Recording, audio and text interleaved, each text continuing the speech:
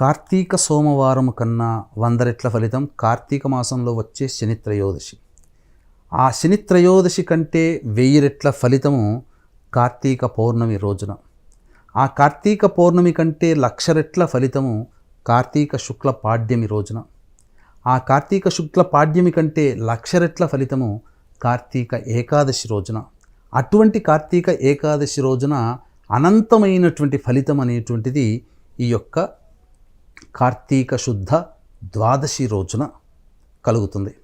కాబట్టి వీక్షించేటువంటి ప్రేక్షకులు ఈ కార్తీక శుద్ధ ద్వాదశి రోజున కనీసము ఒక్క బ్రాహ్మణుడికైనా కానీ భోజనం పెట్టమని శాస్త్రం.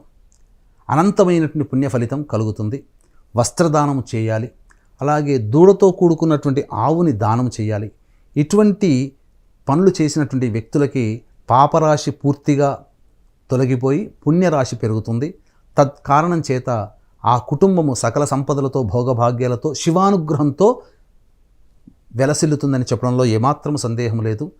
ఈ యొక్క కార్తీక పౌర్ణమి 5వ తారీఖు 6వ తారీఖు రోజున పద్మక యోగం ఉన్నటువంటి రోజున, ఈ రోజున మీ జాతకరీత్యా కలుగు విద్య, వివాహ, ఉద్యోగ, దాంపత్య, అనారోగ్య సమస్యల నివారణకి, శని ప్రభావం చేత ఇబ్బంది పడుతున్నటువంటి రాశుల వారికి అక్టోబర్, నవంబర్ నెలలో రవి, శుక్ర, బుధ మరియు గురుగ్రహాలు మారడం కారణం చేత 12